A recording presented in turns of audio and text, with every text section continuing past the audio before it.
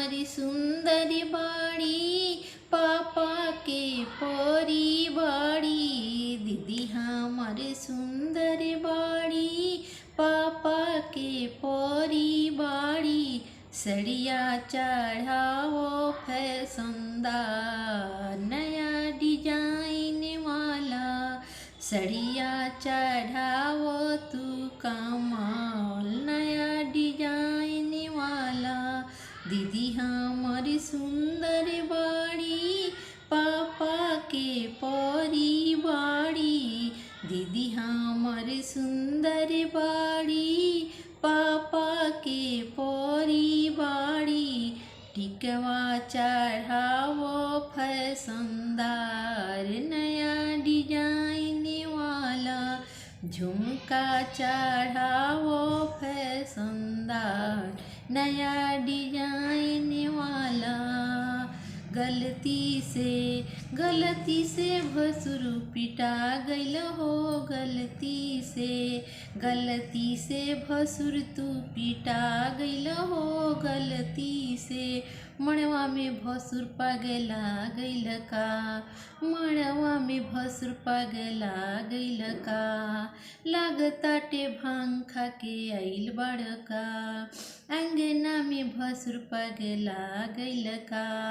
लागताटे भांग खा के आइल बड़का। करत कुरहथी बाड़, देखत में आवारा बाड़। करत गुरहथी बाड़, देखत में आवारा बाड़। भड़केला कैलो पर माजा, भड़केला कैलो पर माजा।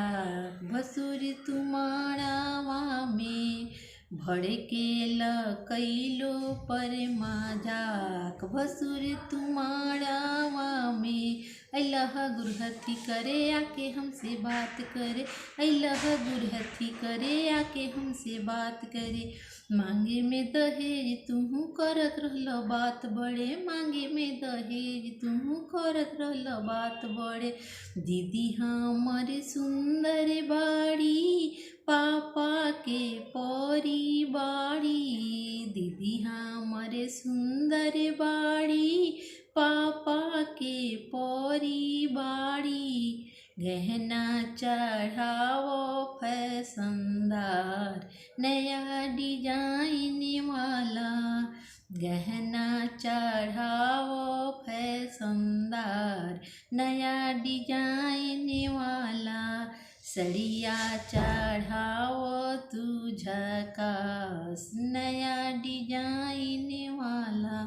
अगर मेरा गाना आप लोग को अच्छा लगा हो तो मेरे चैनल को लाइक, कमेंट, सब्सक्राइब ज़रूर कीजिएगा। फिर मिलेंगे अगले वीडियो में।